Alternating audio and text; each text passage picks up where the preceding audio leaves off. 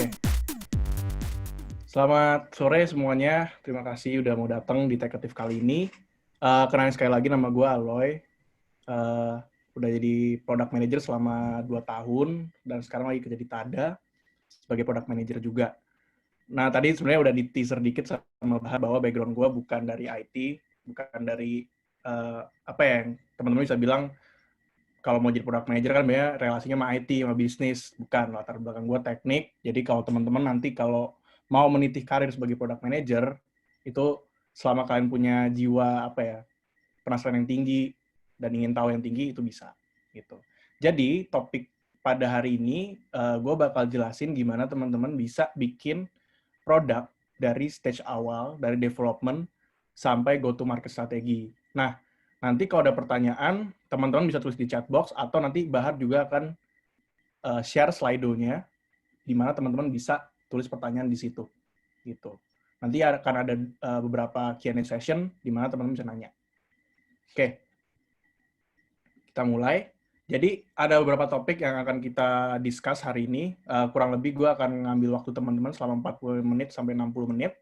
Jadi pertama itu kita belajar gimana caranya nge-define product vision dan strategi.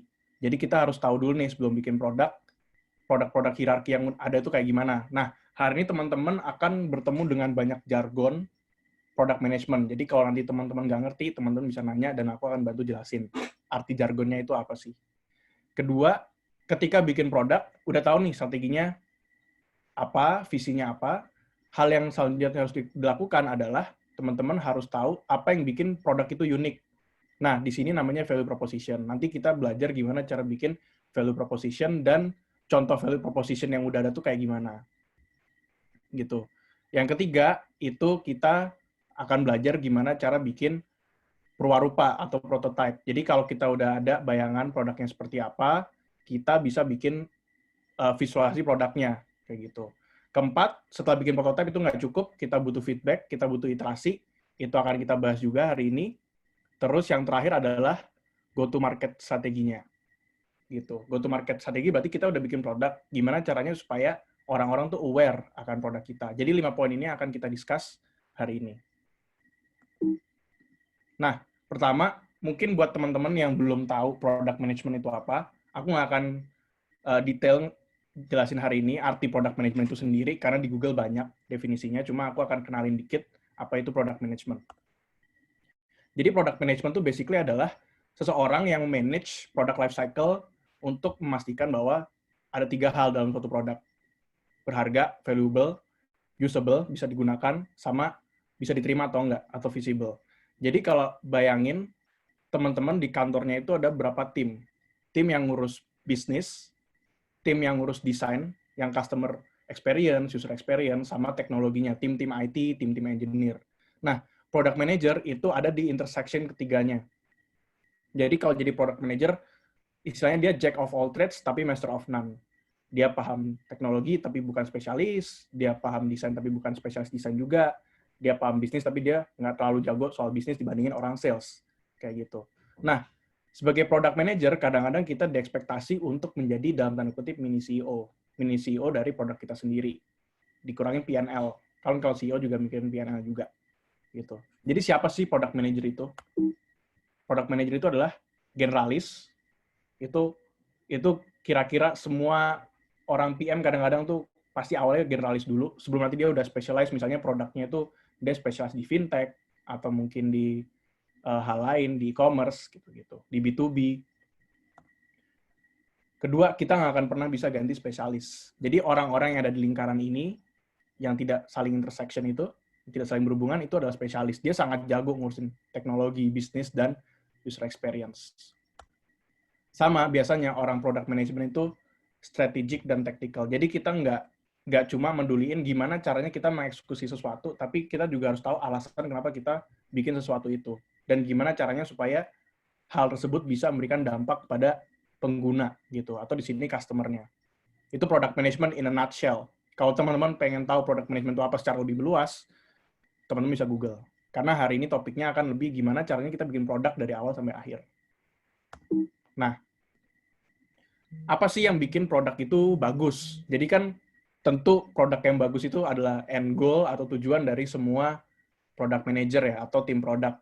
Jadi kalau di sini aku baginya jadi 3 nih. Pertama, purpose-nya dulu, tujuannya. Jadi di sini lebih ke strategi. Kenapa sih customer ini butuh produk ini? Masalah apa sih yang akan dipecahkan dari produk ini? Sama apakah ini yang mungkin kurang dieksplor sekarang, apakah ini membuat demand baru? Jadi kalau bikin produk itu ada 2. Pertama, kita menyelesaikan masalah, atau kita bikin demand baru. Contohnya gimana? Contoh, dulu sebelum ada mobil, kita pakai kuda kan, manusia bertransportasi. Ketika Henry Ford bikin mobil, awal abad 20, dia solve problem. Gitu. Tapi ketika ada new demand, contohnya new demand. New demand ini aku selalu pakai contoh Apple. Steve Jobs. Kita dulu nggak tahu nih kita butuh iPad misalnya, atau kita nggak butuh iPod. Tapi dia nyiptain demand itu di pasar. Jadi itu perbedaan ketika kita tujuannya itu untuk men-solve suatu problem atau membuat demand baru. Kedua, itu masalah proses. Di sini aku nyebutnya development. Jadi di sini yang kita bahas hari ini. Jadi gimana sih cara produk itu develop, metode apa yang dipakai, teknologi apa yang dipakai, terus UX-nya gimana, UI-nya gimana. Terus yang terakhir baru perception, atau bagaimana massa atau masyarakat tuh melihat produk ini. Jadi gimana sih interaksi mereka sama produknya gimana, terus masalah apa yang mereka alami dengan produknya, terus gimana cara kita untuk menghandle masalah itu supaya nggak kejadian lagi, itu di perception. Jadi itu 3 layer dari yang membuat suatu produk itu bagus. Itu. Nah, ini complete step by step untuk bikin produk teman-teman. Bisa your first product, bisa your existing product pengen di-improve, sama aja. Jadi, kalau aku selalu bagi menjadi 5 milestone ini. Karena kebetulan aku tahun ini dikasih kesempatan untuk bikin produk dari nol. Jadi, udah pernah ngerasain bikin produk dari nol, sama bikin produk yang udah existing. Dan aku iterasi terus. Jadi, 5 tahap ini seperti yang teman-teman lihat. Pertama itu kita harus nentuin vision dan strateginya. Vision apa? Vision itu basically adalah goal dari teman-teman itu bikin produk ini tuh apa. Bisa jadi ini company vision teman-teman, bisa jadi product vision teman-teman. Tapi biasanya product vision itu turunan dari company vision-nya. Terus kedua, value proposition. Apa yang membuat produknya unik, apa yang membuat orang itu harus beli produknya teman-teman dibandingkan produknya kompetitor. Itu value proposition.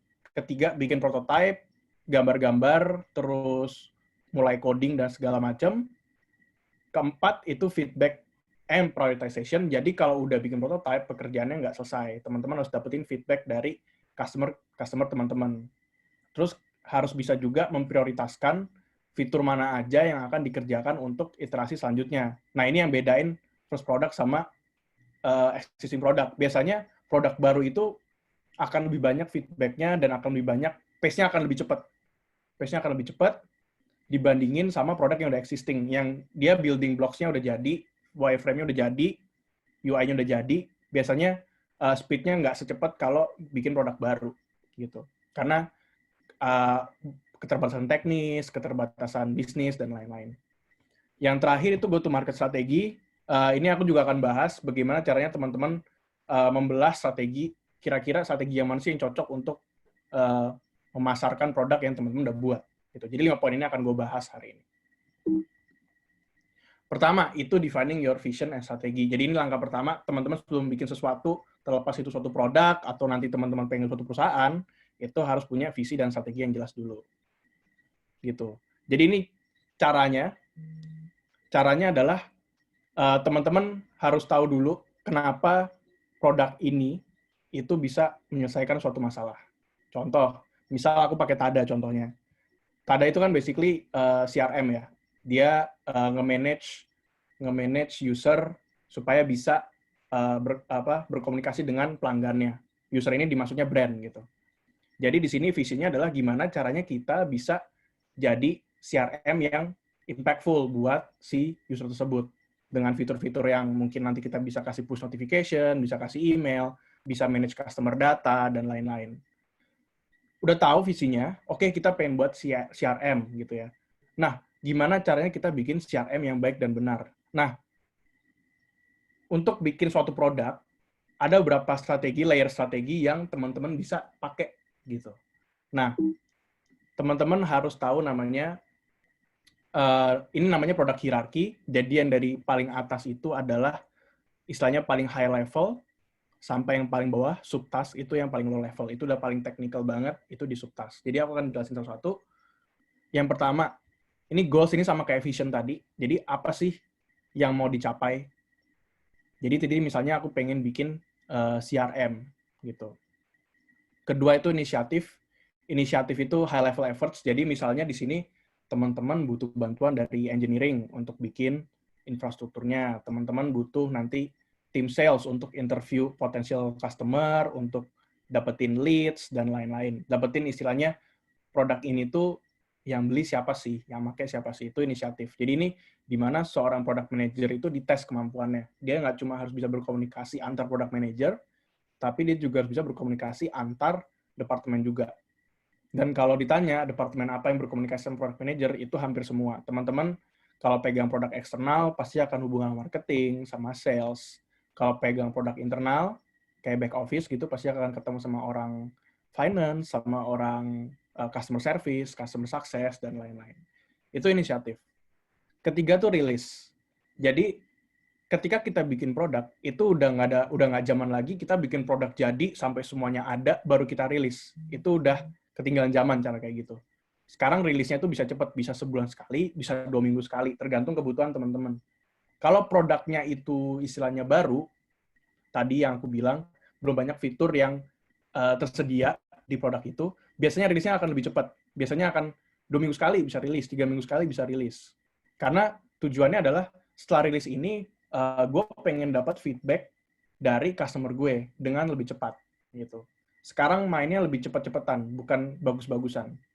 Gitu. Bagus-bagusan tuh belakangan biasanya. Tapi kalau produknya udah existing, biasanya dia pace-nya lebih lambat. Bisa jadi sebulan sekali atau 2 bulan sekali, tergantung sekompleks apa produknya. Gitu. Dan tergantung juga timeline si product manajernya sama tim engineer-nya itu kayak gimana. Itu rilis. Gitu. Fitur itu ya straightforward ya. Fitur itu istilahnya beberapa kumpulan fungsi yang diberikan kepada user. Contoh, misalnya aku ambil contoh, misalnya Gojek deh. Kalau Gojek kan berarti fiturnya adalah gue bisa mesen ride gitu kan, mau pakai GoRide atau pakai GoCar. Itu suatu fitur. Tapi fitur itu punya banyak fungsi, ya kan? Misalnya fungsi untuk dapetin maps-nya, gambar maps-nya. Terus habis itu dia harus fungsi untuk dapetin driver yang terdekat. Terus dia harus dapetin fungsi untuk nge-track posisi drivernya, terus pembayaran, dan lain-lain. Nah, itu biasanya kita taruh di suatu kumpulan namanya epics. Epics itu istilahnya body of work yang nggak bisa diselesaikan dalam satu sprint, atau 1 minggu, atau 2 minggu. Jadi butuh beberapa tahapan. Misal kalau tadi aku ambil contohnya Gojek adalah, oke, gue pengen buat sistem payment. Sistem payment itu mungkin ada suatu fitur yang besar. Jadi dia harus tentuin dulu kilometernya berapa, habis itu metode pembayarannya apa, ada diskon atau enggak, terus apalagi faktornya aku nggak tahu, itu jadi suatu epic. Nah, untuk mengerjakan epic itu kan ada list task-nya lagi kan. Itu namanya stories atau task. Nanti aku ajarin cara bikin stories itu kayak gimana. Jadi dari stories ini ada lagi misalnya subtask. Subtask itu berarti istilahnya tugas-tugas atau list yang harus dipenuhi untuk meng-accomplish stories. Kayak gitu. Jadi misalnya ini udah technical banget. Misalnya butuh API ini, butuh endpoint ini, terus butuh tampilan kayak gini, itu udah subtask masukannya. Udah paling kecil. Jadi kalau teman-teman lihat dari atas sampai ke bawah, sebenarnya bikin produk itu nggak cuma asal gue pengen bikin ini loh, karena begini-begini. Tapi teman-teman harus paham juga constraints-nya di setiap step itu kayak gimana. Karena kadang-kadang penyakitnya product manager itu kita idealis ya, kadang-kadang pengen sesuatu yang bagus, tapi ketika kita ketemu sama orang bisnis, ketemu orang desain, ketemu orang IT, itu ada suatu keterbatasan yang terkadang kita harus terima gitu. Tapi itu pun biasanya kita bisa ngakalin lagi. Oke, kalau ini nggak bisa, kita harus nyari solusi yang lain lagi gitu. Jadi ini adalah 7 produk hierarki yang teman-teman mesti paham ketika bikin suatu produk, terutama yang 4 ke bawah, karena yang 4 ke bawah ini akan berhubungan sama day-to-day-nya seorang product manager. Gitu. Kalau yang atas biasanya brainstorm sama CEO, brainstorm sama high level, sama C level, terus baru ntar dikomunikasikan ke manajer-manajernya, ke entry levelnya, kita akan buat seperti ini. Itu cara bikin produk strategi. Nah, sekarang aku pengen nyontohin gimana produk strategi itu di suatu platform atau suatu produk. Jadi aku ambil produknya Udemy, karena produk-produk semacam Udemy ini yang online course itu sangat dekat sama kita ya, terutama di masa-masa seperti ini, di mana kita mau nyari skill baru, pasti salah satu tempat yang kita tuju adalah Udemy. Jadi misalnya coba kita breakdown Udemy, jadi ini disclaimer ya, Udemy belum tentu approach-nya seperti ini, cuma kita coba approach dengan approach-nya produk hierarki yang tadi kita udah pelajarin. Pertama, kita pelajarin dulu goals-nya. Udemy kan dia educational tech ya, dia punya platform untuk online course, untuk diskusi, untuk tempat pengajar juga bisa mengupload materinya. Berarti goals-nya berarti bisa jadi kurang lebih untuk menciptakan alat platform di mana orang bisa mengajar dan belajar skill baru. Simple itu. Di mana dia menggantikan posisi dari sekolah konvensional, di mana teman-teman harus datang, terus habis itu face-to-face, dan lain-lain. Inisiatifnya, dia bikin nih, oke, kita akan bikin pertama untuk awalnya web-based platform dulu. Berarti dia akan komunikasi sama tim IT. Gue pengen bikin web-based platform sama mobile platform, apa yang lu butuhin, gitu misalnya. Terus habis itu misalnya Udemy bikin rilis baru tiap 3 bulan, atau tiap 2 bulan, atau bahkan mungkin tiap sebulan. Dia bikin rilis fitur baru, itu masuk ke releases. Nah, ini udah mulai spesifik nih. Kalau kita bicara fitur, berarti apa sih fitur yang kurang lebih bisa mendukung goals yang kita udah taruh. Goals-nya adalah di mana orang-orang bisa belajar sama bisa ngajar secara daring, gitu kan. Berarti coba ambil fiturnya, salah satu fiturnya Udemy, yaitu diskusi. Jadi kalau teman-teman buka Udemy, pernah akses Udemy, itu ada fitur namanya forums and Q&A, itu di mana si student-nya bisa nanya student lain, atau student-nya bisa berinteraksi sama si online instructor-nya. Kayak gitu. Jadi itu fitur yang, istilahnya itu kan mendukung kegiatan belajar mengajar ya. Jadi ketika teman-teman bikin fitur, itu juga harus ingat goal-nya juga. Jangan sampai ini tuh online education, tapi teman-teman bikin untuk bahas kesehatan dan lain-lain, nggak nyambung gitu.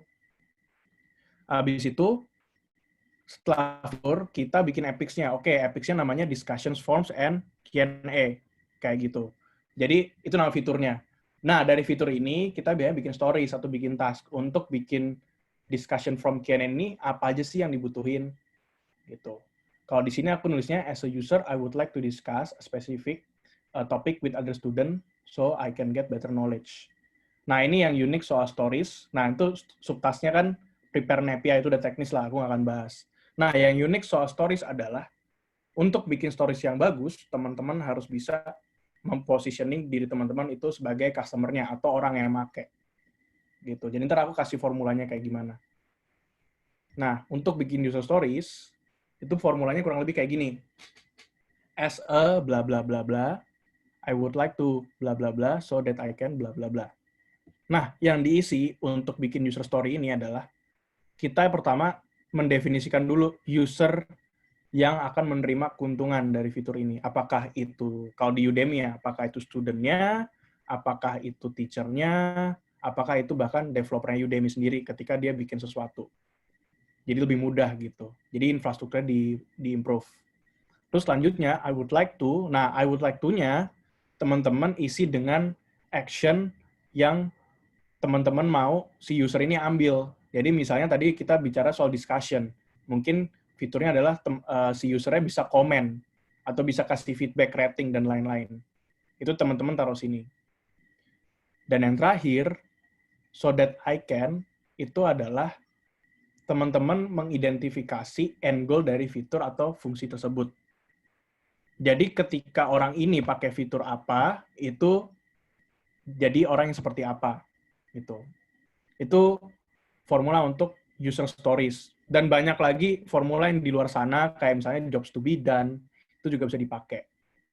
Jadi intinya, Workbox ini itu berguna buat teman-teman itu mempositioning diri teman-teman sebagai user atau customer-nya. Kayak gitu. Sebenarnya bisa aja tinggal function fiturnya, tapi kayak teman-teman berarti nggak bisa berempati sama si usernya gitu. Nah, ini contohnya. As a student, I would like to discuss a specific topic with other students so that I can get better knowledge. Jadi, studentnya, itu usernya, discuss a specific topic, sorry ini typo, itu adalah actionnya yang diambil sama usernya, sama yang terakhir adalah get better knowledge. Itu adalah end goal dari si studentnya yang pakai fitur ini. Jadi, begitu cara bikin user stories kurang lebih. Nah, langkah kedua itu adalah bikin value proposition. Jadi teman-teman udah tahu nih strateginya kayak gimana. Sekarang saatnya teman-teman tahu apa yang bikin produk ini unik ketika produk ini tuh dipasarkan nanti ke masyarakat. Jadi apa sih itu value proposition?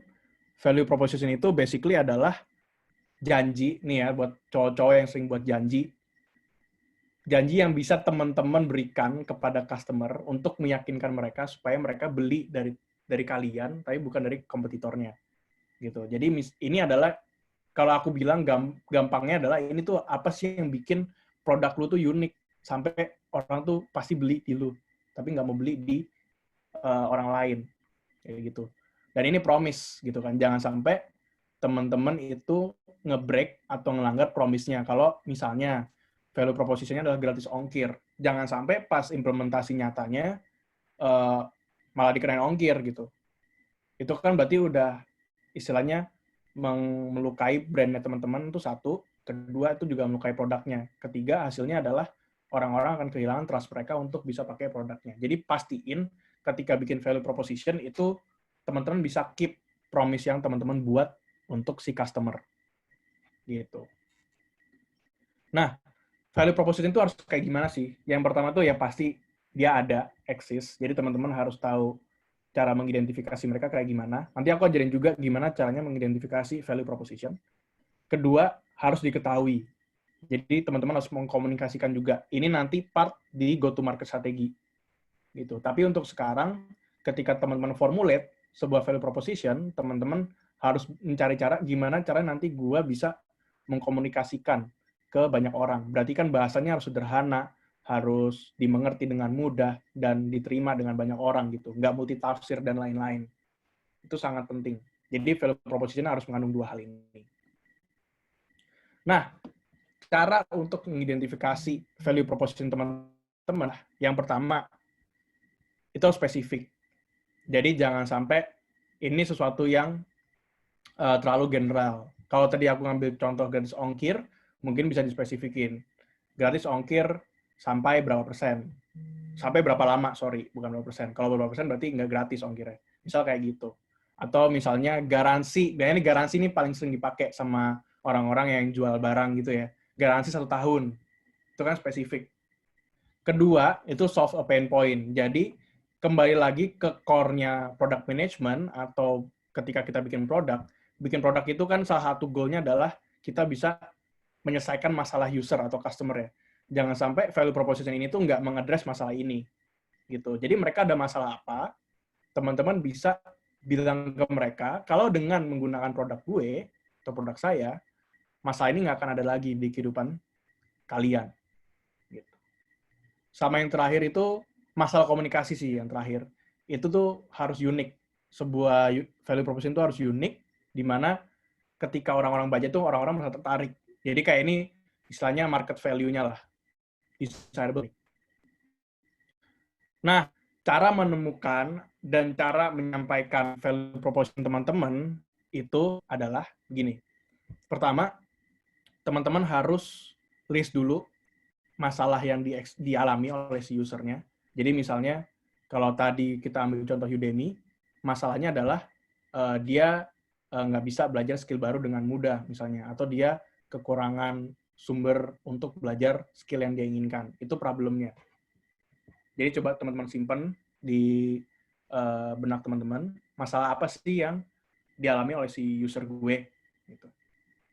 Kedua, teman-teman list konsekuensi negatif dari masalah yang dialami oleh si usernya. Jadi misalnya tadi dia berdaya untuk skill baru. Negatif konsekuensinya apa? Pertama, mungkin dia nggak up to date sama bidang dia. Terus kedua, dia mungkin skillnya udah nggak relevan sama demand di market, dan lain-lain. Pokoknya teman-teman list kalau masalah ini itu tetap ada, konsekuensinya apa buat si user. Ketiga, itu teman-teman list down semua solusi yang teman-teman offer untuk menyelesaikan masalah ini. Misalnya, oke, kita kasih online tutor, terus waktunya fleksibel, bisa kapan aja, terus akses seumur hidup, kayak gitu. Itu kan istilahnya 3 value proposition-nya Udemy ya, kalau kita ambil contohnya. Nah, dari situ, kita tulis benefit-nya dari solusi yang kita kasih.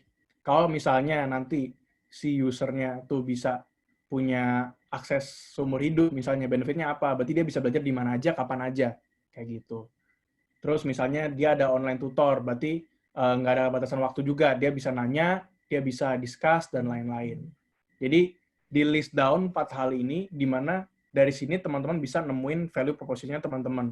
Oke, produk gua akan menyelesaikan masalah ini dengan cara seperti ini, dan benefit-nya akan seperti ini buat si usernya. Nah, ini contoh dari value proposition yang ada. Jadi kiri ini aku ambil Tada, yang kanan ini aku ambil Kulina. Nah, kalau Tada itu ada fitur baru namanya virtual franchise, di mana teman-teman bisa jadi reseller. Nah, value proposition itu ada 5. Ini buat si kliennya ya. Jadi positioning-nya itu juga penting, teman-teman. Ketika nge-address value proposition, itu teman-teman tuh ngomong ke siapa? Customer-nya, end customer-nya. Apakah itu ke bisnis lain, sifatnya B2B gitu ya, atau ke end user, langsung B2C gitu. Kalau e-commerce kan mungkin bisa ke sellernya, bisa ke apa namanya, ke pembelinya. Kalau kayak misalnya Udemy bisa ke pengajar, bisa ke student-nya. Jadi teman-teman harus tahu value proposition untuk masing customer-nya itu apa. Jadi kalau yang di kiri itu contoh value proposition untuk bisnis lain yang jalanin program virtual franchise. Yang kanan itu buat bisnis juga, kalau pakai Kulina corporate catering gitu. Kalau teman-teman lihat website-nya itu pasti beda-beda. Kalau aku pilih Kulina corporate catering, itu ini. Kalau entar ada mungkin beda lagi. Kalau yang pertorongan mungkin beda lagi. Kayak gitu.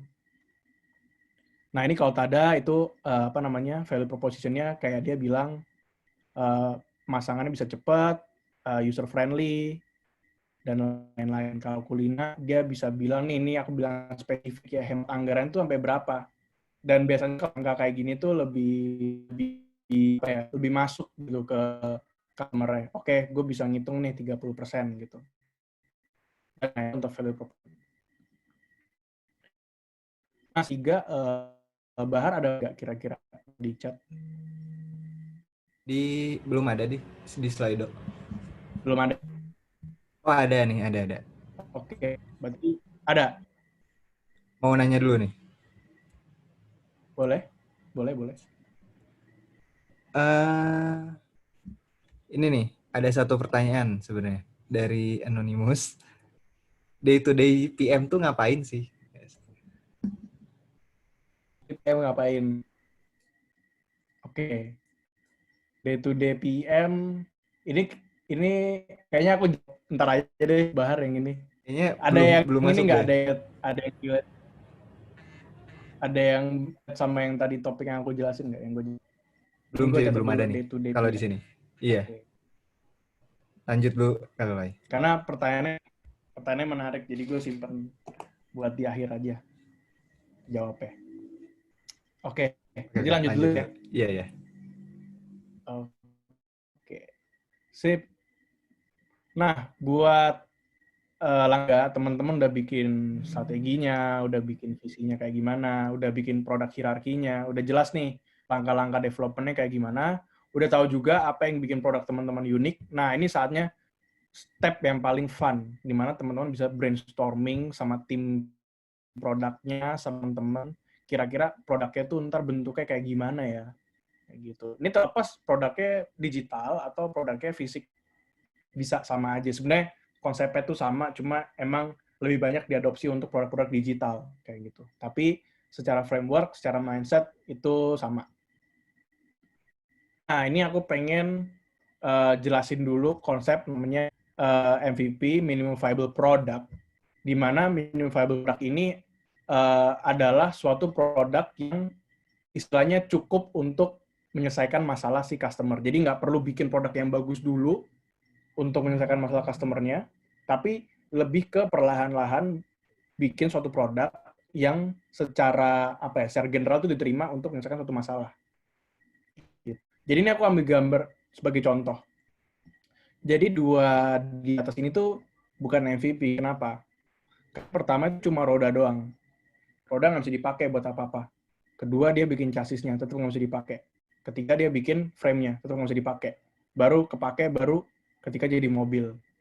Jadi bukan seperti itu konsep MVP. Konsep MVP itu lebih ke yang gambar ketiga ini. Jadi teman-teman udah bikin kira-kira, oke, dia butuh mobil seperti ini. Teman-teman bikin, oke, butuh bak belakangnya. Teman-teman bikin bak belakangnya. Tapi setelah ke depannya, oh dia nggak butuh truk ini, dia butuh mobil sedan misalnya. Diganti gitu. Jadi nggak konsepnya kurang lebih kayak gitu. Nah ini kalau ambil contoh minimum viable product, itu mungkin contohnya favoritku Gojek. BTW ini placement ya guys, ini murni dari pengalaman aja. Kalau Gojek itu kan dia awalnya cuma ride hailing ya, berarti dia awalnya cuma minimum MVP dia itu cuma ada aplikasi, ya kan, bisa pesan GoRide, terus ntar dihubungin sama adminnya, baru dihubungin ke driver yang terdekat. Kayak gitu, itu MVP-nya. Tapi itu solve masalahnya si customer untuk dapetin kendaraan. Baru setelah itu dia berevolusi dengan sendirinya. Oke, nggak bisa lagi manual karena jumlah customer gue banyak. Oke, gue buat sistemnya otomatis. Oke, nggak bisa mobil doang nih, harus ada nggak harus motor doang nih, harus ada mobil juga. Oke, tambahin. Terus mobil nggak cukup, harus ada taksi, tambahin juga. Terus misalnya, ada demand orang-orang untuk payment, tambahin GoPay. Ada demand untuk bersih-bersih rumah dan lain-lain, tambahin GoLive dan lain-lain. Jadi tuh step by step-nya kayak gitu. Tapi kan pas orang si Gojeknya bikin produknya di awal, itu produknya udah bisa dipakai gitu. Itu namanya MVP. Jadi ketika nge-prototype suatu produk, pastiin teman-teman bikin MVP-nya itu udah bisa kepake sama si customer-nya dan address semua masalah yang dimiliki customer. Kalau masalahnya payment, pastiin payment-nya udah ke-cater sama MVP-nya. Kalau masalahnya upload struk, misalnya mau upload gambar dan segala macam, itu juga harus di-cater di awal.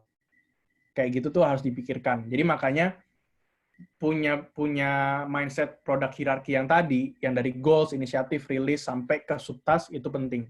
Karena itu akan ngaruh ke hasil MVP-nya kayak gitu. Kalau teman-teman asal bangun doang, asal doang tanpa framework yang tepat, ini banyak framework di luar sana, cuma ini yang pakai. Kalau teman-teman bikin produk dengan framework yang tidak tepat, hasilnya akan seperti nomor 1 atau nomor 2.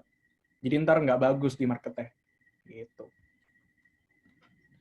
Nah, untuk bikin MVP itu juga, kita juga harus mempertimbangkan fase-fase suatu produk di product life cycle. Jadi product life cycle itu ada 4 fase. Pertama itu introduction, jadi fase di mana produk ini baru diintroduce ke market, terus kompetisinya nggak terlalu banyak, tapi ini bisa jadi dia tap in di produk yang udah red ocean. Red ocean berarti kompetisinya udah banyak dari awal. Kalau yang blue ocean, istilahnya masih nggak banyak kompetisi, itu bisa jadi dia friksinya dikit dari segi kompetitor.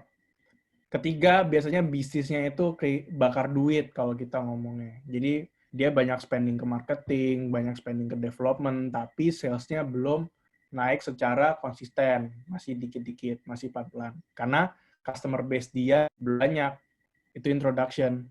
Jadi kalau bikin produk di fase introduction ini, itu menurutku paling susah. Kayak bikin cerita, itu yang paling susah adalah bikin awalnya tuh gimana sih, mulainya ceritanya kayak gimana. Itu fase introduction. Itu paling susah. Jadi teman-teman bayangannya tuh cuma ya udah customer pokoknya kayak gini, kayak gitu. Tapi nggak ada data yang bisa teman-teman gunakan untuk memvalidasi idenya teman-teman. Mungkin sekarang data udah banyak di luar sana, tapi kan beda-beda ya variabelnya. Itu fase introduction. Kedua, itu fase growth. Growth ini banyak company startup sekarang yang fasenya masuk produknya itu diterima oleh pasar di marketplace. Terus itu istilahnya produk ini ketemu produk market fit-nya dia kayak gitu. Terus banyak di produknya. Terus kompetitornya udah mulai nambah gitu. Itu growth. Dan banyak banget produk yang lagi growth sekarang. Mature ini untuk produk-produk yang udah gede, udah sampai market cap-nya. Jadi istilahnya di sini sales-nya udah sampai puncak, udah sampai apa namanya? Udah maksimal banget lah intinya. Kompetitor udah mulai banyak karena kompetitor udah ngelihat produk ini tuh viable untuk dijual. Jadi makin banyak persaingannya. Terus kompetisinya makin sulit. Jadi harga untuk mendapatkan customer-nya makin mahal gitu. Jadi dia akan berusaha lebih banyak untuk nge-retain existing customer-nya dibandingin dia acquire new customer. Itu kalau udah mature. Ini mungkin teman-teman bisa lihat di unicorn di Indonesia itu udah mature.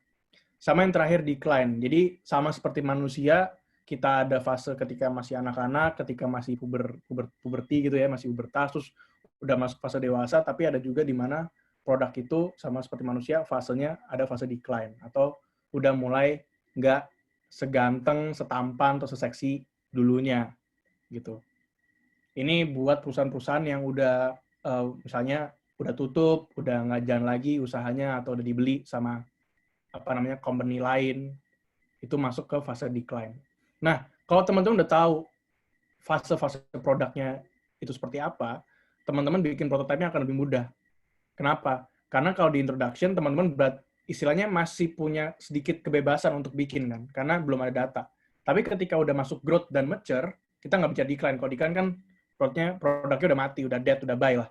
Kalau di growth sama mature itu teman-teman bikin prototipenya itu harus lebih hati-hati, harus lihat datanya, harus lihat customer-nya, harus bisa lebih menempatkan sepatu kalian gitu ya di sepatunya customer. Itu fase growth sama fase mature. Jadi jangan sampai teman-teman bertahan ke idealis teman-teman ketika bikin produk ini di awal. Dan itu juga sebenarnya penyakit juga ya kadang-kadang ya. Kalau orang idealis kan kadang-kadang dia kalau mau berubah susah. Jadi ketika teman-teman tahu fase produknya di mana, teman-teman bisa prototype dengan lebih baik lagi. Nah, ini buat dijawab masing-masing aja. Kira-kira dari 4 produk ini itu masuk ke fase yang mana sih? Ini ada Flip sama Bayu dari Indonesia, ada Google, sama ada Ayo. Ini apa nih? Jawab di chat nih. Kalau tahu, berarti kalian masuk generasi awal-awal internet masuk di Indo nih. Kalau tahu. Aduh, apa ya? Apa Ayo? Apa ya? Sebelum Facebook, MySpace, ada MySpace ya? MySpace, benar. Ini Tua gue MySpace. berarti. Iya, lu tua emang. Jadi gitu ya. Kalau dari aku biasanya dari gua ngedefine-nya Flip itu istilahnya masih introduction, tapi dia udah masuk dikit-dikit growth. Bayu udah tahu banyak orang kan, udah growth dia. Tapi bisa dibilang dua-duanya growth. Google ya udah pasti lah dia mature, dia udah bisa tap in kemana aja sekarang. Basically your life is owned by Google, ya kan? Sama yang terakhir tuh MySpace, dia udah decline, dia udah nggak di pasar lagi, karena udah nemu market udah nemu alternatif yang lebih bagus. Gitu. Nah ini salah satu cara juga yang aku biasanya pakai kalau bikin ini pas dulu awal tahun ini bikin produk baru. Ini metode yang aku pakai bareng teman-teman di produk itu namanya Crazy Eight. Crazy Eight itu basically kita ambil satu kertas A4 gitu ya, terus kita bagi kertasnya jadi 8 bagian. Di situ kita kasih gambaran kasar aja nih kira-kira flow produknya tuh apa aja, fitur di produknya tuh apa aja, interaksi user sama produknya tuh apa. Kayak gitu. Sayangnya waktunya nggak cukup hari ini kalau harus simulasi Crazy Eight. Kalau online juga nggak seru simulasi Crazy Eight, harus ketemu face to face kalau mau simulasi ini. Tapi basically ini salah satu contoh yang bisa digunakan ketika teman-teman ingin ngebuat prototype produknya gitu. Ini untuk tujuannya untuk visualisasi aja sih. Nah, next. Udah ada nih produknya, ya kan? Terus teman-teman kasih ke customer-nya. Pekerjaannya belum selesai. Next step-nya adalah teman-teman harus dapetin feedback sama teman-teman harus ngelakuin iterasi dari produknya itu. Jadi kalau iterasi itu namanya versioning mungkin ya. Jadi kalau pertama versi 1.0, 1.0, terus ntar dan 1.1 dan lain-lain. Jadi, langkah pertama untuk melakukan feedback itu teman-teman harus mulai mendevelop suatu customer-nya. mulai develop customer teman-teman gitu maksud gue. Nah, gimana caranya develop suatu customer? Kan tadi fasenya udah introduction ya, berarti teman-teman udah ngenalin produknya ke pasar, terus udah masuk ke fase growth di mana existing user database-nya udah mulai ningkat, atau teman-teman cari istilahnya awalnya dulu gue pakai yaudah teman sendiri, atau mungkin gue minta kontak dari orang yang kenal kayak gitu. Itu juga bisa. Jadi istilahnya di sini teman-teman harus sudah mulai bisa identifikasi customer itu siapa, dan teman-teman pengen nanya apa ke customer-nya. Itu langkah-langkah untuk develop customer. Biasanya user interview ini product manager nggak sendirian. Biasanya kalau di company teman-teman yang udah lumayan gede itu ada UX researcher, itu UX researcher juga kerja bareng product manager untuk melakukan interview. Gitu. Nah, interviewnya itu ada 4 tipe tergantung dari jenis produknya. Kalau untuk pre-product itu ntar ada lagi, sama post product ini yang udah jadi. Berarti fasenya udah lewat introduction, dia udah masuk growth sama mature, itu post product namanya. Nah, di sini ada 4 jenis interview. Dan aku akan jelasin satu persatu. Jadi yang pertama itu exploratory. Exploratory ini adalah interview yang teman-teman lakukan di awal proses ideasi tadi, di mana teman-teman udah mulai nge-define vision-nya, strateginya, terus habis itu hierarkinya kayak gimana, itu di exploratory. Pertanyaannya tuh lebih ke menanyakan masalah keseharian. Bagaimana Anda melakukan proses ini? Kalau ada masalah ini, apa yang Anda lakukan? Kayak gitu. Itu proses exploratory. Jadi istilahnya mengeksplor masalah-masalah yang dimiliki oleh customer yang berkaitan dengan produk yang teman-teman akan develop. Jadi kalau teman-teman produknya develop sesuatu kayak TADA misalnya yang CRM, berarti nanyanya udah harus targeted tuh, udah nanyanya ke CRM manager atau ke account manager atau ke BizDev, orang-orang BizDev, dan nanyanya seputar CRM. Pertanyaan mungkin gimana sih cara Ibu sekarang manage data customer Ibu, apa sih kesulitannya kayak gitu. Itu exploratory. Kalau validation, ini berarti teman-teman udah bikin prototype-nya, udah ada istilahnya kalau kita nyebutnya high fidelity-nya, tapi belum di market, gitu kan, belum dipasarin, itu kita bisa lakuin satu interview namanya validation interview, di mana kita validasi nih ke customer, kalau mereka pakai produk kita, jadi kita kasih misalnya handphone atau laptop, mereka berinteraksi dengan produk kita, itu nge-solve masalah mereka nggak sih? Atau malahan kita mengadres a completely different thing. Kayak gitu. Itu validation. Jadi pastiin ketika udah bikin produknya, itu teman-teman validasi dulu, udah oke hasilnya, baru ntar rilis ke production, ke live-nya. Nah, kalau udah rilis, udah masuk ke fase-fase yang lain, itu pertama, yang paling teman-teman dengar, paling sering teman-teman dengar itu satisfaction, atau tingkat kepuasan si customer ketika menggunakan produk ini. Jadi ini pertanyaannya gampang. Tinggal tanya aja, dari skala 1 sampai 5, bagaimana kepuasan Anda menggunakan produk ini. Terus misalnya ada lagi, dari skala 1 sampai 5, seberapa besar Anda ingin merekomendasikan produk ini ke kenalan Anda. Kayak gitu.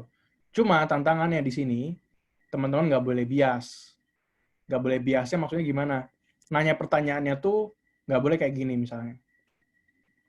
Bu, tampilan ini bagus kan? Yang ini nggak jelek kan? Nah, itu kan secara nggak langsung ngarahin customer untuk bilang bagus atau jelek gitu kan, atau tidak jelek. Tapi pertanyaannya lebih ke bagaimana menurut Bapak atau Ibu. Jadi teman-teman bikinnya open-ended question, jangan close gitu. Ya ini bagus, itu menurutku nggak terlalu, itu jawabannya oke, cuma itu kan sesuatu yang kita pengen denger ya, tapi nggak menjamin itu sesuatu yang sejujurnya dirasakan oleh si customer. Gitu. Itu satisfaction. Terakhir itu efficiency. Jadi efficiency ini bisa teman-teman lakukan kalau teman-teman udah ada produknya, base produknya udah jadi, MVP-nya udah jadi, terus teman-teman udah mulai nambahin fitur baru. Teman-teman pengen lihat fitur baru ini seberapa efisien sih untuk menyelesaikan masalah si customer-nya. Contohnya efisiensi itu adalah misalnya si customer-nya tadi pengen pesen ride gitu ya, kendaraan. Dengan step-step yang ada, misalnya dia harus klik ini dulu, habis itu klik ini dulu, itu efisien nggak sih buat customer-nya? Apa enggak? Itu biasanya di efisiensi. Kedua, biasanya kita juga sering melihat ada pelencengan nih, atau ketidaksesuaian dari ekspektasi dan harapan dari fitur itu. Jadi misalnya kita bikin contoh ini kejadian nyata di Tada. Kita bikin fitur itu buat si brand untuk misalnya kirim campaign, marketing campaign gitu ya buat CRM. Itu buat brand, tapi brandnya males, yang make malah si account manager-nya Tada gitu. Jadi brandnya nyuruh brand manager-nya untuk bilang, buatin gue ini dong. Itu sempat kejadian. Gitu kan berarti ada suatu proses yang nggak efisien di produknya yang bikin si brand ini tuh reluctant atau malas untuk pakai produk ini. Jadi hal-hal kayak gitu perlu ditanyakan. Kenapa sih jarang dipakai fiturnya? Hal kayak gitu bisa ditanyakan juga di step efficiency. Dan proses ini kalau teman-teman udah punya produknya ini, teman-teman itu berkelanjutan prosesnya sama seperti semua proses yang udah aku jelaskan tadi. Gitu. Nah, ini mindset yang harus teman-teman miliki ketika melakukan suatu feedback atau suatu iteration, itu namanya design thinking. Teman-teman mungkin udah sering dengar soal ini.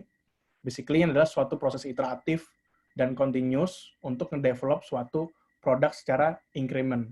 Dan sifatnya dia user-centric. Increment itu maksudnya yang tadi step by step yang MVP. Jadi buat ini dulu, habis itu buat ini, buat ini, buat ini, buat ini, buat ini. Kayak gitu. Jadi nggak langsung brek buat semua di awal baru dirilis, enggak. Tapi kita pelan-pelan dulu, kita kasih prototipenya, kita tes, discover hal baru atau enggak, atau ada improvement atau enggak. Itu design thinking. Nah, contoh design thinking yang paling simple adalah buat para pria di luar sana, dalam suatu hubungan nih. Ini cara implementasi design thinking dalam suatu hubungan. Misalnya, pertama, teman-teman harus tahu dulu nih, gebetan teman-teman ini sukanya apa. Jangan sampai mereka suka bakso, teman-teman beliin nasi goreng. Jangan sampai sukanya makanan fancy tapi diajak kencannya ke kaki lima.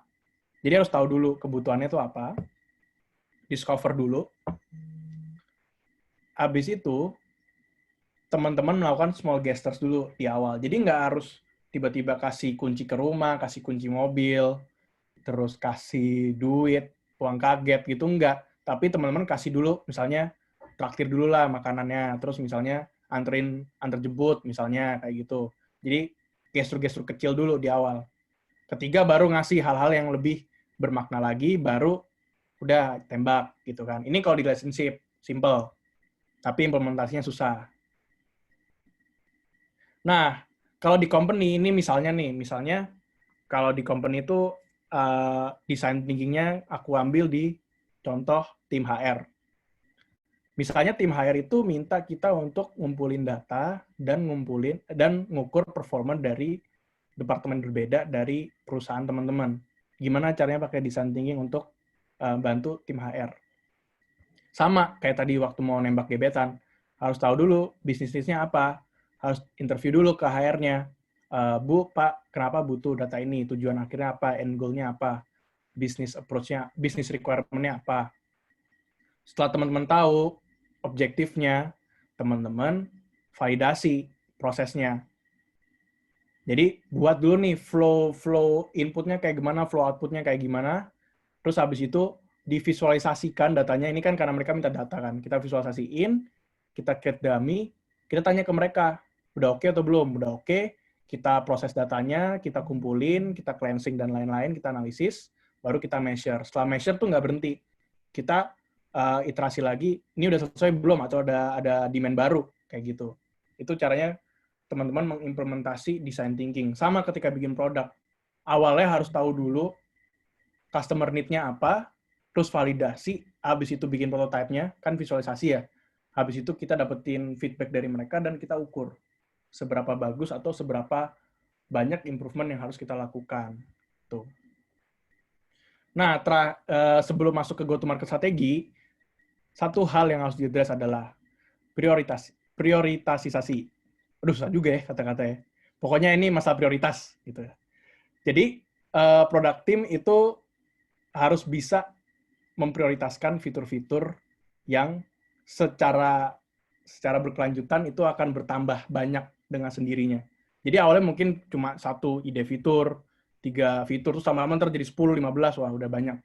Kalau teman-teman lihat backlog aku di Tada itu udah banyak banget. Nah, ini harus belajar gimana caranya kita nentuin fitur mana yang mau dikerjain dulu.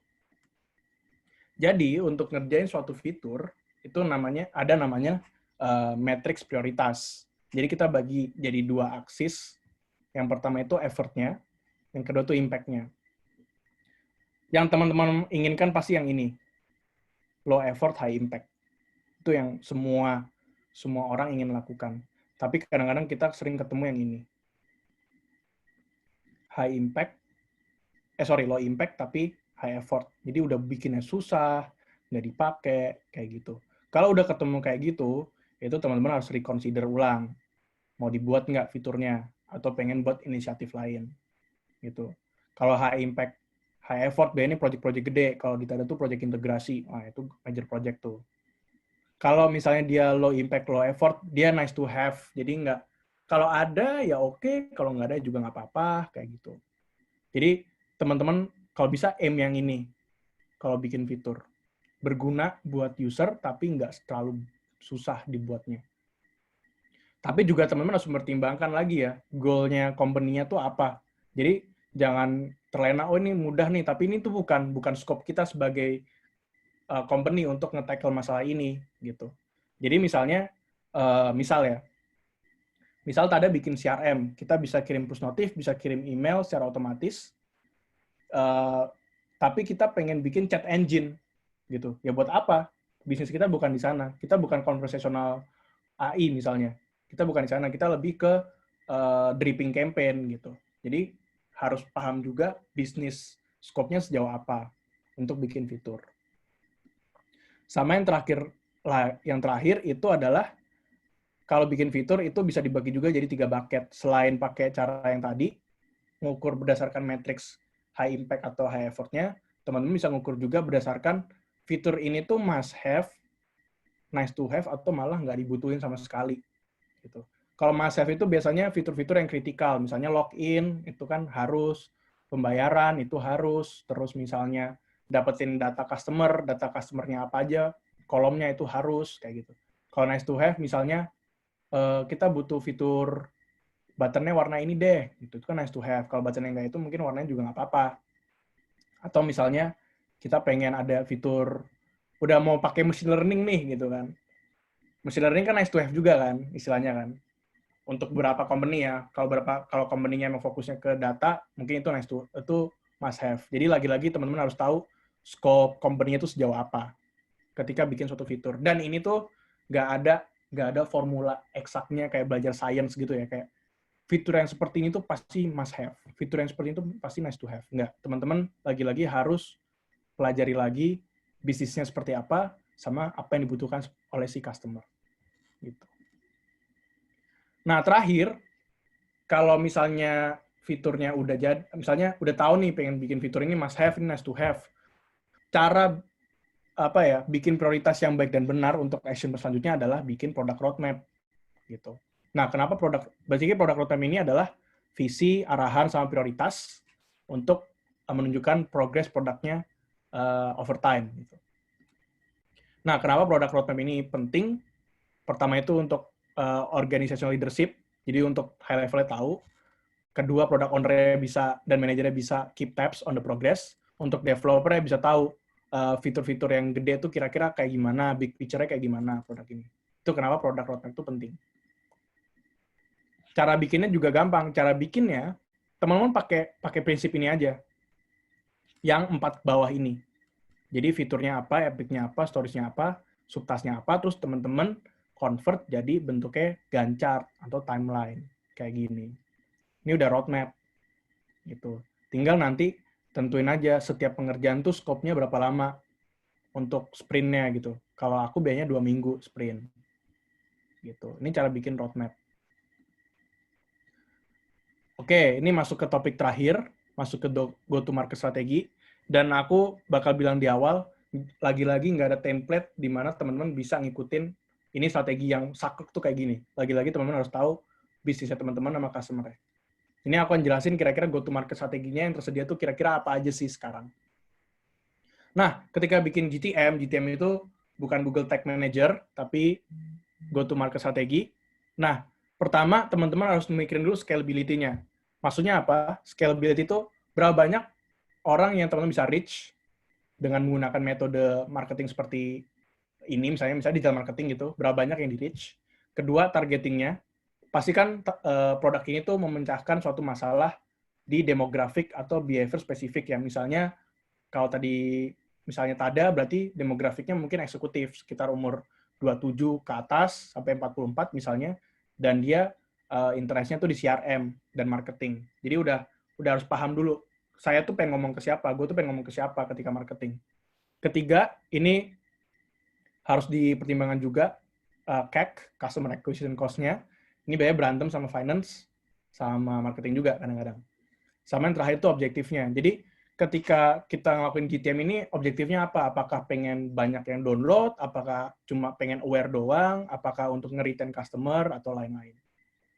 Dan ini GTM ini nggak cuma buat awal fase produk ya. Bisa jadi teman-teman mengintroduce a new line of product atau a new set of features. Itu juga bisa pakai GTM. Jadi setiap kali ada yang baru, itu lebih baik teman-teman mengimplementasi GTM. Nah, ada dua jalan ketika milih go-to-market strategi. Yang paid, yang instan, yang short term, sama yang organik atau yang long term. Biasanya yang paid atau yang short term itu buat teman-teman yang mau launch produk baru. Teman-teman pengen tahu feedback-nya dari customer itu apa, secepatnya. Itu paid. Nah, channel-nya itu mungkin teman-teman bisa nebak dari Google Ads, Facebook Ads, atau buat event dulu ya. Kalau sebelum pandemi kan banyak on-ground event tuh. Kayak dulu aku pernah datang ke event Aku Laku gitu kan. Itu salah satu contoh yang versi paid gitu. Atau di OOH, pasang iklan di billboard, itu juga bisa. Kedua, itu organik. Organik itu berarti dia sifatnya lebih long term. Biasanya strategi ini tuh digunakan buat produk yang udah established, udah yang istilahnya user base-nya udah banyak, udah ratusan ribuan, udah puluhan ribuan, udah jutaan gitu-gitu. Dan ini banyak channelnya juga, salah satunya content marketing, SEO, terus sosial media juga bisa yang organik. Tuh. Nanti kalau pengen nanya lebih, itu bisa pas Q&A soal teknisnya. Nah, ketika bikin GTM juga, ini ada hubungannya sama customer journey. Jadi di customer journey ini teman-teman harus tahu funnelingnya ya, funneling customer ya. Pertama itu pasti awareness dulu. Karena awal-awal tuh pasti customer baru belum tahu produk teman-teman, mungkin baru tahu setelah dapat ads-nya, baru tahu value proposition-nya. Terus kedua, consideration, mereka udah pernah berinteraksi tapi belum pernah beli. Udah beli, habis itu udah buyer, terus udah retention. Ini yang dipegang sama TADA nih, retention sama loyalty, the end of the funnel. Nah, masing-masing customer journey itu ada channelnya masing-masing. Jadi teman-teman bisa pakai contoh di sini kalau mau targeting customer funnel yang mana itu pakai channel yang mana. Dan di sini ada yang digital, ada yang physical juga. Gitu. Tapi sekarang karena semuanya lagi di rumah, banyak kan pakai digital, yang physical udah mulai berkurang karena udah nggak banyak orang keluar rumah lagi. Gitu. Nah, caranya gimana sih biar tahu customer journey-nya gimana di masing-masing stage? Teman-teman bisa pakai template ini nih. Nanti aku share juga deck-nya. Kalau di awareness stage, misalnya customer-nya mikir apa sih? Kalau di consideration, kalau di decision kayak gimana? Decision ini tuh lebih ke conversion ya gitu, bahasa kerennya. Ini salah satu template yang bisa teman-teman pakai. Dan yang terakhir, aku pengen share tips and tricks gimana cara jadi PM. Ini sering terjadi nih, ini aku product manager, ini ada CEO-ku, terus kompetitor rilis fitur baru, terus kayak lihat wow gitu kan. Jadi dia bilang ke aku, bikinin dong fitur kayak gini. Nah, pertama itu listen to your customers. Jadi dengerin masalah customer-nya. Ini yang aku udah bilang berkali-kali, dari awal sampai akhir presentasi. Kedua, jangan dengarkan customer Anda. Dengerin masalahnya, tapi jangan dengerin solusi dari mereka.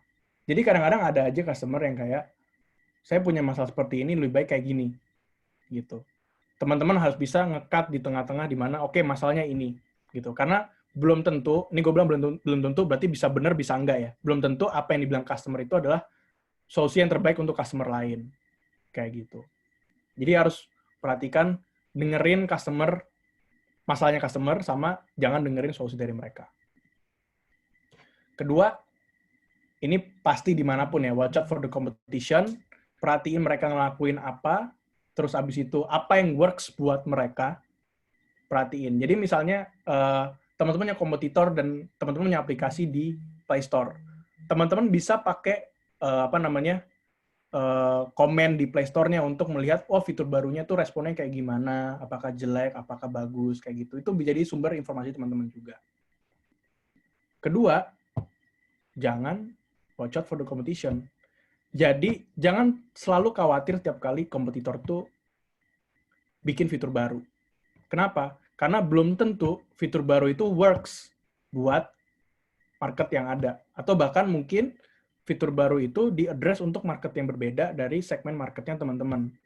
Jadi, don't watch for that. Kalau teman-teman lagi memperhatikan kompetitornya. Perhatikan what works. Jangan perhatikan yang nggak works. Selanjutnya, be a thief. Jadi maling. Sekarang konsepnya ATM ya. Amati, tiru, modifikasi.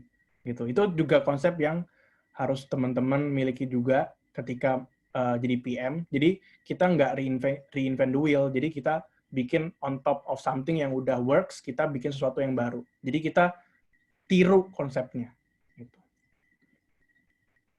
Selanjutnya, get paid, pasti cari duit. Jangan sampai bikin produk untuk atau fitur untuk gratis. Teman-teman juga butuh ada pengeluaran juga. Ini kalau di Tada kayak customer bisa bayar nggak? Kalian bisa bayar nggak? Kalau bisa, buat. Terakhir, paling penting, have fun.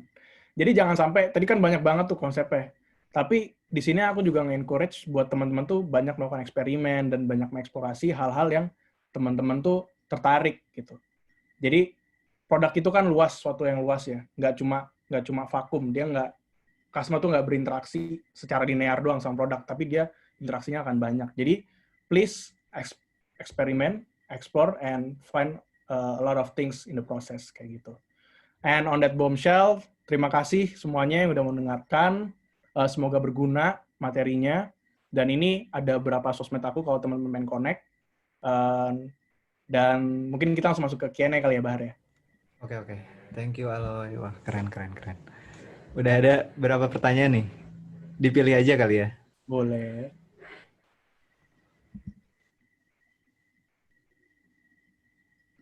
Nih ada dari Kiki nih pertama. Apa yang beda dari MVP dan value proposition dari produk dalam tahap phase 0 development? Value proposition ditentukan di phase 0 atau bisa di mana saja? Oke.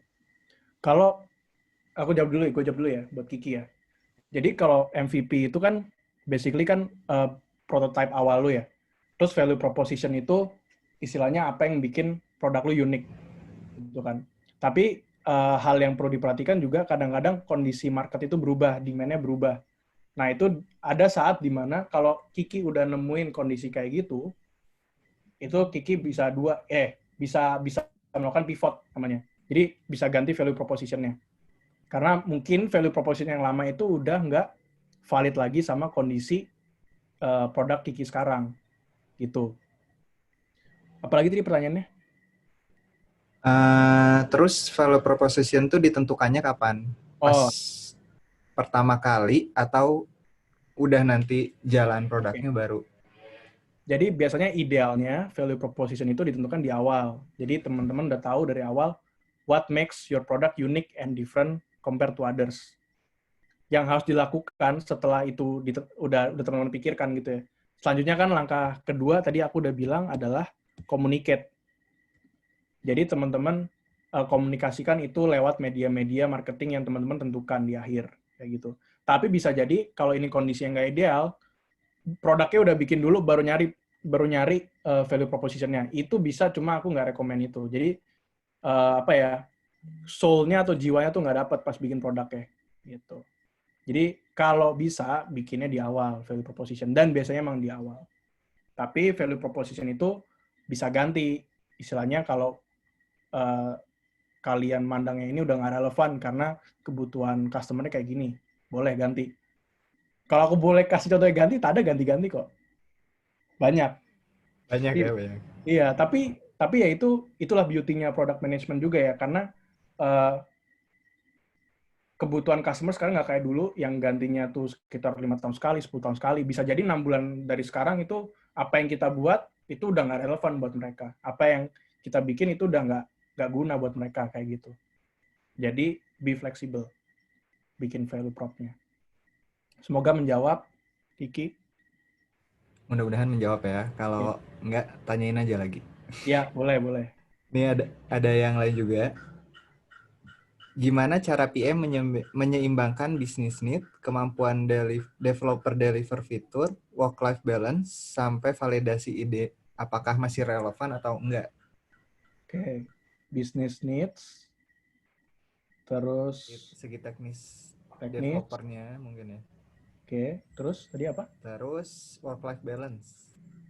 Work-life balance. Hingga validasi ide apakah masih relevan atau tidak. Oke. Jadi gimana caranya kita bisa ini ya. Nah, ini nih. Aku ambil. Jadi gini, product manager itu penengah kan. Jadi dia harus ngerti bahasa orang IT, dia harus ngerti bahasa bisnis, sama dia harus ngerti bahasa orang desain gitu. Jadi gimana caranya kita bisa bilang ke segi bisnis, ini nggak bisa nih secara teknikal karena ada ini gitu. Jadi kita bisa bilang, kita harus tahu dulu kalau mau ngomong ke IT, harus tahu dulu bisnis logiknya kayak gimana. Jadi sekarang teman-teman IT itu nggak cuma bikin fitur doang, mereka udah nanya, ini bisnis logiknya kayak gimana, use case-nya kayak gimana. Itu kan part bisnisnya masuk kan. Setelah kita jelaskan, oke, bisnis logiknya kayak gini, bisnis requirement-nya kayak gini. Teman-teman IT atau engineer akan meng-assess ini possible atau enggak. Nah, kalau ada sesuatu yang possible, dikerjakan. Kalau ada yang nggak possible, beda bilang alasannya kayak gini.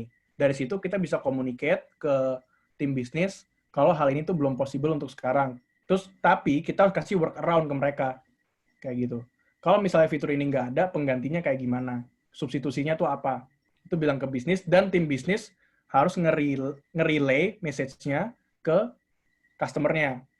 Kalau ini B2B ya, jadi bisnisnya langsung face to face sama kliennya. Harus di-relay message-nya kalau ini tuh kayak gini. Biasanya tuh ntar ada compromise di situ. Ada istilahnya oke, kita ketemu di jalan tengahnya aja. Kayak gitu. Tapi kalau misalnya kliennya udah maunya ini, nggak mau yang lain, berarti mau nggak mau kita harus develop. Tapi kita harus bilang ke kliennya, ini akan takes time. Kayak gitu. Itu untuk yang business needs sama technical needs. Karena ini emang bener, pertanyaannya bagus. Sering bertolak belakang atau saling istilahnya konflik lah kayak gitu. Terus work-life balance kalau PM biar teman-teman nggak gila juga. Kalau aku day to day ini menjawab yang tadi ya, day to day PM tuh ngapain?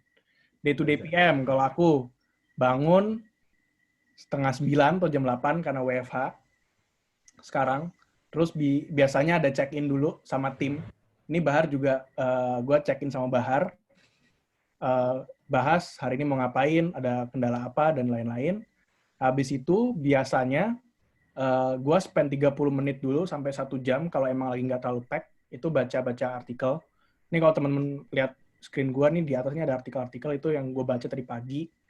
Terus siangnya biasanya, kalau di pola WFH itu banyak meeting biasanya. Jadi bisa jadi kalender gue kosong paginya, siang tuh banyak meeting. Kalau nggak ada meeting, kadang-kadang gue review desainnya Bahar nih. Bahar udah bikin desain buat next sprint, udah oke atau belum, baru ntar dibawa ke lead gue nih. Kalau dari lead udah oke, berarti ntar udah siap develop. Biasanya juga di situ teman-teman engineer itu nanya, Loy ada masalah ini, Loy mau konfirmasi, Loy mau nanya gitu. Jadi kalau aku bisa bilang, a day in the life of a PM itu nggak ada yang sama gitu. Hari ini ngerjain apa, besok ngerjain apa itu pasti beda. Jadi bakal fun banget. Work-life balance-nya gimana? Ini kembali ke teman-teman lagi. Ngalokasin waktunya gimana? Kalau di Tada, puji Tuhan, company-nya sangat men-encourage banget buat work-life balance. Jadi kayak misalnya, kayak gini sekarang aja WFH gitu kan. Kita nggak diwajibkan ke kantor. Kita ke kantor kalau emang ada kebutuhannya doang. Biasanya teman-teman harus punya hobi juga sih. Jadi biasanya inspirasi yang aku dapetin tuh justru bukan dari baca-baca artikel, tapi dari ngelakuin hal kecil, misalnya baca buku, atau mungkin kayak lagi mandi, atau mungkin lagi main game gitu. Jadi alokasin waktu work-life balance, life-nya itu menurutku sekarang udah lebih bisa dialokasiin, karena banyak yang WFH juga. Paling itu 2-3 jam oke, nggak usah lama-lama. Terus tidur juga dijaga. Tapi kalau tidur kembali ke body clock teman-teman. Kalau buat kayak gue sampai 1:30 bangun, tidurnya 1:30. Kalau nggak cukup, berarti tidur lebih pagi. Terus terakhir validasi ide, pertanyaan yang bagus juga. Validasi ide biasanya itu ada 2 jalannya. Tergantung produknya. Kita bilang produk eksternal sama produk internal ya. Kalau produk internal itu buat back office, ini paling gampang validasi idenya, tinggal tanya orang di kantor. Tanya, misalnya ini fiturnya buat finance, kita udah bikin idenya, kita tanya ke finance. Dulu gue pernah bikin fitur namanya invoice di dashboard, di produk yang gue handle sekarang. Itu gue nanya ke tim invoice, nanya ke tim finance, ini udah oke belum? Belum oke, tambahin lagi. Itu paling gampang. Cara yang kedua, ketika produk teman-teman eksternal, kalau belum punya customer base dan sifatnya B2C, teman-teman coba cari kenalan. Itu paling gampang. Kalau produknya B2B kayak di Tada, itu mau nggak mau harus cold calling, harus lewat LinkedIn. Jadi misalnya kayak tadi nih, produkku CRM. Berarti aku bisa masuk ke LinkedIn, terus aku cari jobs-nya CRM, Customer Relations Manager, atau yang berhubungan, digital marketer gitu ya. Terus aku connect sama dia, terus aku tanya-tanya. Dari situ terus aku invite untuk interview. Dan biasanya kalau interview, ini nggak terpungkiri sih, pasti ada insentifnya. Biar orang mau untuk interview. Jadi caranya validasi ide cuma satu, tanya ke penggunanya langsung. Jangan asumsi. Asumsi itu bahaya. Apa lagi insentifnya kalau mau produk interview? Kenapa? Kalau mau interview validasi tadi insentifnya gimana tuh biasanya? Oh, insentifnya kasih voucher. Oh, Gitu. bukan disuruh nyoba paket ada, bukan? Kan interview pakai Tada. Pakai Maksudnya jadi Tada, terus klien, as a ya client. kalau klien kan bayar. Beda. Kalau Itu kalian insentifnya bayar ya, gitu. beda ya. Iya. Jadi paling gitu sih, kasih insentif tuh banyak voucher, atau kalau Tada kan diberkati dengan banyak klien yang jual voucher F&B dan lain-lain ya. Ya itu bisa juga sebagai bentuk insentif. Semoga menjawab. Ada lagi nih. Tips untuk developer yang ingin menjadi PM. Nah, terus skill dasarnya apa aja sih? Oke. Sebenarnya. Tips developer menjadi PM. Banyak kok yang jadi dari awalnya software developer jadi PM, jadi digital marketing juga ada. Tips awalnya, menurut gue you're on the great path karena lu udah paham IT-nya. Tapi itu bisa jadi senjata makan tuan juga, karena kadang-kadang kalau kita udah mikir satu jadi spesialis gitu ya, kita nggak mau nerima masukan-masukan dari sisi yang lain, dari desain atau dari bisnisnya. Jadi ketika dari IT atau developer pengen jadi PM, yang perlu diberikan di awal itu keterbukaan dulu.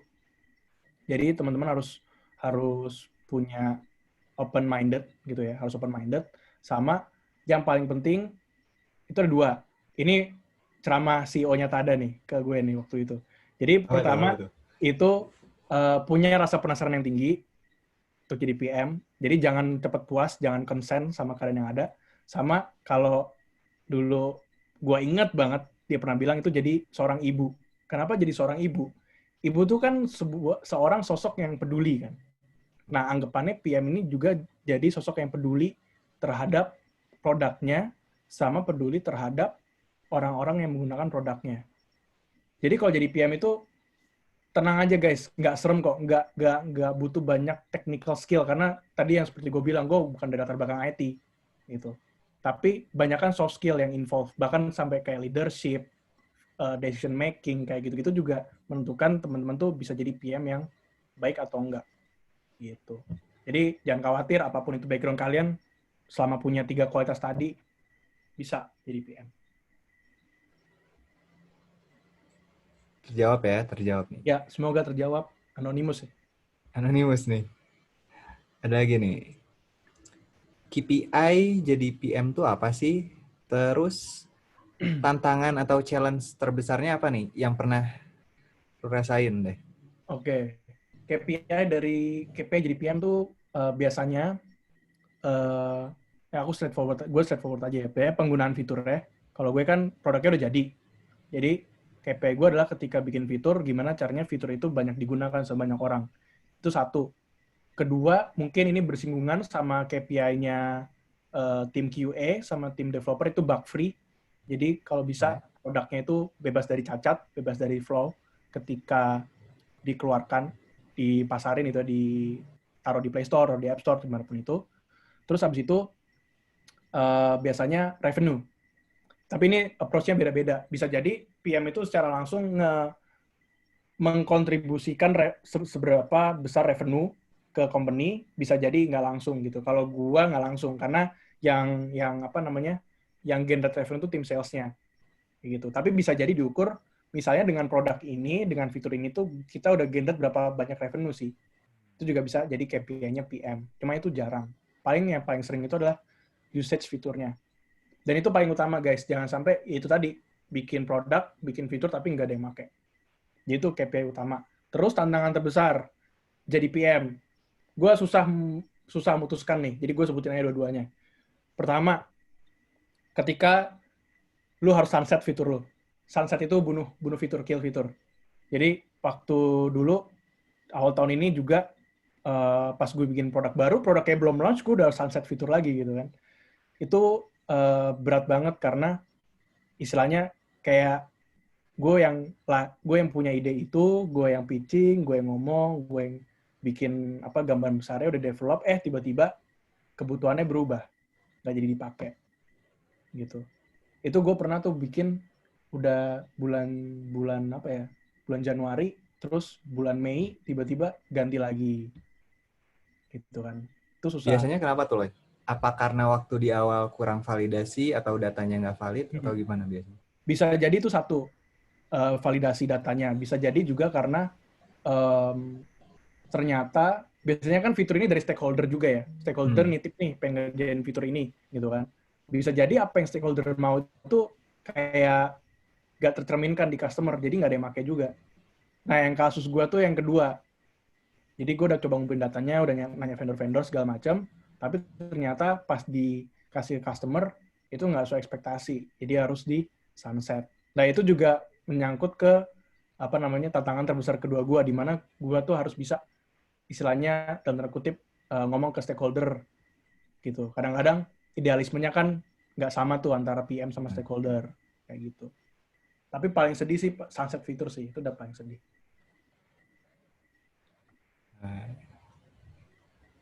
Ada lagi? Semoga menjawab. Semoga nggak tobat ya, nggak pengen jadi PM. Nggak dong, malah justru ini jadi pingin dong. Iya, semoga jadi pengen. Belum ada, sambil nungguin kali ya. Yang mau nanya, boleh di link Slido-nya ya. Boleh. Gue nanya dikit deh, Loy. Boleh. Kayak kalau tadi, biasanya kan stakeholder banyak nge-involve ke produk lu kan. Terus seberapa besar kayak keputusan terbesar itu dari stakeholder atau dari lu sih sebenarnya? Gue pengen tahu itu deh. Tergantung stakeholder ya. Tergantung. Stakeholder yang punya perusahaan ya, gue outvoted lah, nggak bisa lawan gitu kan. Tapi biasanya kalau gitu pun gue masih punya say gitu ya, tim produk masih punya say di mana kita bisa bilang lebih baik seperti ini. Tapi goalnya si stakeholder masih bisa tercapai gitu. Tapi gue nggak bilang gini ya guys, gue nggak bilang apa yang dibilang stakeholder tuh jelek atau nggak sesuai idealisme kalian. Bisa jadi bener loh, karena kadang-kadang stakeholder tuh lebih paham dibanding product manager itu sendiri. Kenapa? Karena gue bilang tadi di awal, kita nggak bisa replace spesialis. Kalau dia spesialisnya finance sebagai stakeholder, kita punya obligation untuk kewajiban untuk dengerin dia gitu. Karena ujung-ujungnya dia yang make fiturnya gitu. Tapi kita harus consult ke dia bahwa secara teknikal seperti ini, secara desain seperti ini, kayak gitu. Jadi lagi-lagi tergantung stakeholdernya. Tapi sih sekarang open-open aja sih kalau buat ngomong ke stakeholder. Mereka akan, oh iya gitu ya, oke deh, nggak apa-apa. Karena mereka mungkin udah ada trust ke lu ya. Ya, Itu juga jadi part yang penting, building trust. Jadi kalau misalnya misalnya tadi bikin menu invoice, itu ningkatin trust tim invoice ke tim produk, itu juga sebagai salah satu dampak ketika bikin produk. Itu kesenangan tersendiri justru. Oh, gue bisa solve masalah user ya secara tepat. Kayak gitu. Ada nggak sih lo kayak case-case kayak misalnya secara kebutuhan user ini dibutuhkan, tapi secara bisnis metric ini nggak ningkatin bisnis metric lah. Nah, terus biasanya gimana tuh? Ada tuh. Nah, itu biasanya tim produk harus brainstorming lagi. Usernya ini, yang dibutuhkan sama user ini, banyak yang butuh atau enggak? Kalau butuh dan banyak, gitu ya, misalnya kayak fitur campaign tadi dan banyak yang request, Loy mau yang bisa survei dong, dan yang ngomong ada 1.000 klien, gitu kan. Berarti itu kan harus dibuat fiturnya. Oke, ini banyak yang mau. Dan secara nggak langsung, biasanya fitur-fitur kayak gitu tuh ngaruh ke bisnis metrics-nya. Gitu. Tapi kalau misalnya kasus yang kedua yang minta cuma 10 klien dari 1.000 misalnya, ya kita itu nice to have gitu. Kalau nggak ada fitur itu masih business as usual, masih jalan aja bisnisnya. Gitu. Jadi sebenarnya harus dipertimbangkan juga yang dibutuhkan customer nih berapa banyak yang membutuhkan. Makanya collecting feedback, conducting interview itu hal yang penting. Jadi butuh ada kemampuan buat lihat seberapa jauh nih bakal kepake. Iya, betul. Dan seberapa jauh, nah itu juga product manager agak visioner dikit ya. Seberapa jauh fitur ini bisa di-develop setelah ini gitu. Jadi misalnya tadi gue bikin survei, dari survei ini mungkin ntar bisa naruh gambar, naruh video, nah gitu-gitu. Harus bisa visioner.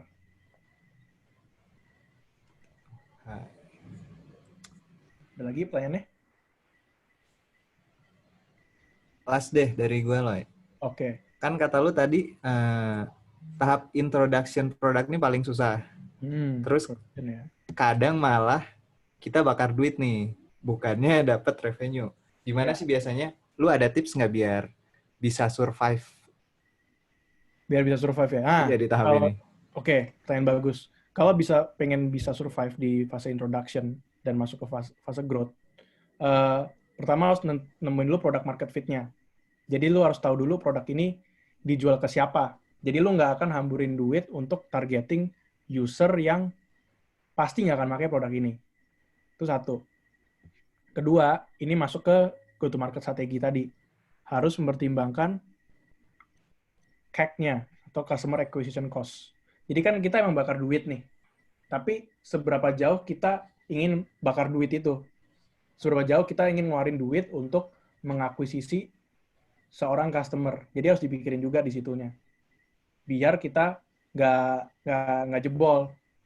Ntar tiba-tiba CAC-nya lebih tinggi dibandingin harga yang harus dibayar sama customer-nya. Itu udah pasti balance and check-nya udah nggak masuk tuh. Meskipun minus di awal-awal, usahain minusnya tuh nggak sejauh itulah. Gitu. Biar CAC-nya ini nggak tinggi-tinggi banget, ya teman-teman harus budgeting dulu di awal, bakar duitnya berapa, terus habis itu yang tadi gue bilang, teman-teman udah harus tahu product market fit-nya. Kalau udah pasti nggak product market fit, jangan dipaksain produknya untuk terus ada. Mending pivot, atau bikin produk baru. Gitu. Gitu, Bahar. Udah sih.